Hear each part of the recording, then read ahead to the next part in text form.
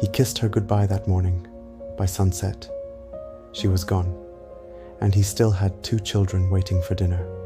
What do you do when the life you built with love disappears in a single phone call, when everything you thought would last shatters in silence, when the person you can't live without is suddenly gone, but you're still expected to keep going? It began on a Tuesday, just another ordinary morning. Sunlight filtered through the kitchen curtains, bathing the table in gold. David sat there, a warm mug of coffee in his hands, half listening to the hum of the world outside, completely unaware that in just a few hours, his entire world would disappear. The phone rang. He answered, and the world collapsed. His wife, Sarah, was gone. She never made it home. A driver ran a red light, and in a single moment, everything changed.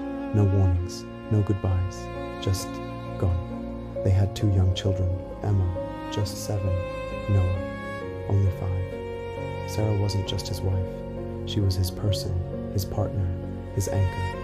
And now, in one breathless instant, the future they built together had shattered. He stood in that cold hospital corridor, the phone still pressed to his ear, trying to comprehend what couldn't be comprehended.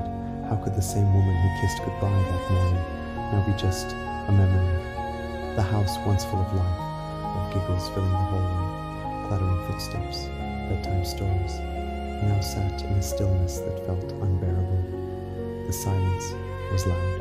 Every room reminded him of her, every toy left on the floor, every folded sweater on the couch.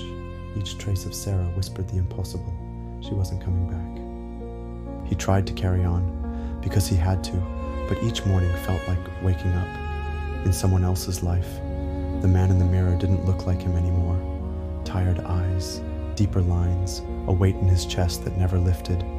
Emma would shuffle into the kitchen. Quiet. Noah clutched his toy car like it was the only solid thing left in the world. One morning Noah asked in the softest voice, "Daddy, when's Mommy coming back?" David couldn't answer. The words caught in his throat. How do you tell your child, the person they love most, is never walking through that door again?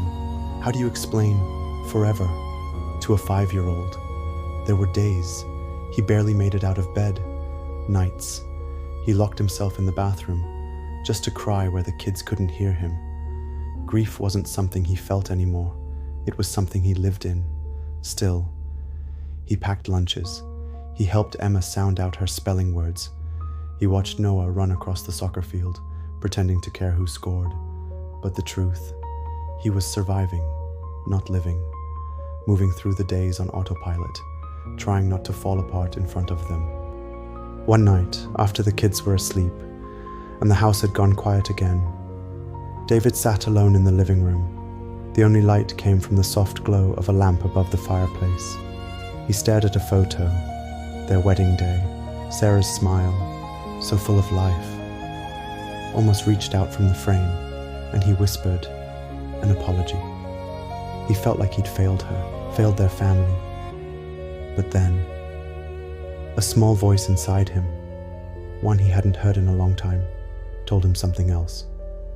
You're still here, and you're still trying, and maybe, right now, that's enough.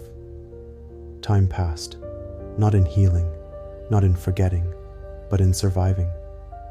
He began to notice things, the way Emma clung to him when he read her bedtime stories, the way Noah watched his every move, mimicking how he hammered a loose nail or folded a towel. They didn't see a broken man, they saw their dad. They just needed him to show up. So, he did. He started writing at night. Nothing poetic, just feelings, raw, messy, aching. But somehow, putting them down helped clear the fog. It didn't erase the pain, but it gave the pain somewhere to go. One evening, over dinner, Noah knocked over his milk. A tiny accident, but for a moment, David felt the surge of exhaustion rise, that old urge to snap, to let the pressure spill out. Then he looked at Noah, his wide eyes, scared he'd done something wrong. David reached over, grabbed a towel, and said gently, "It's okay, buddy. We all make messes." And in that moment, it wasn't just about the milk. It was about everything, the grief, The anger, the fear that he was too broken to hold this family together.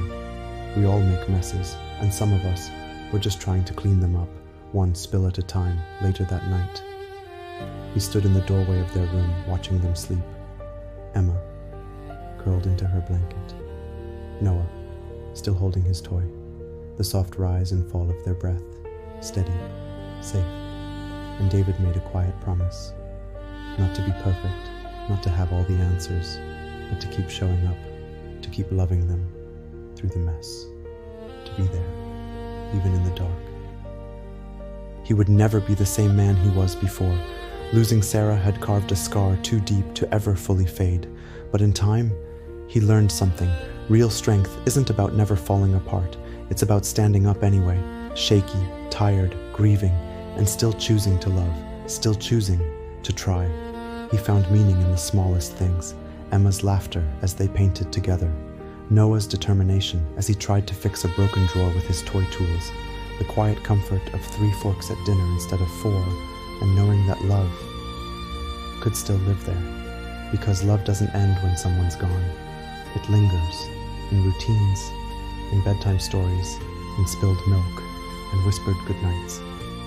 David wasn't unbroken, but he was present, and for Emma and Noah, that was enough.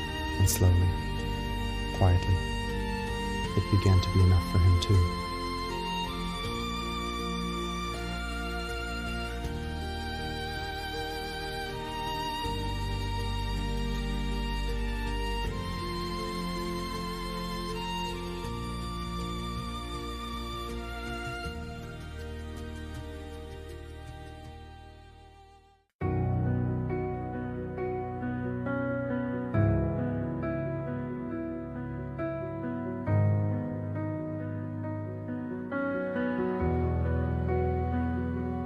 Coffee's cold, the light feels thin.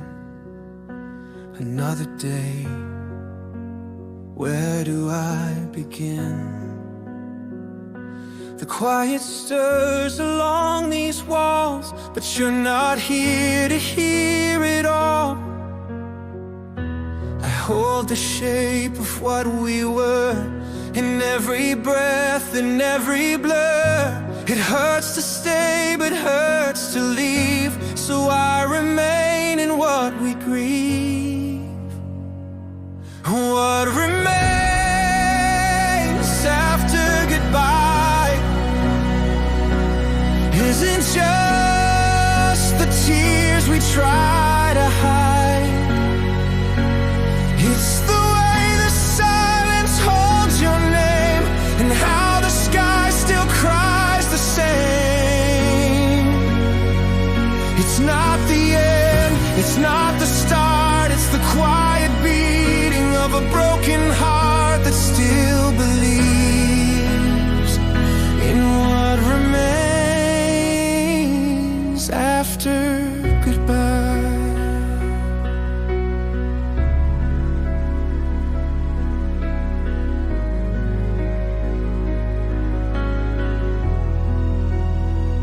I fix the things that come undone.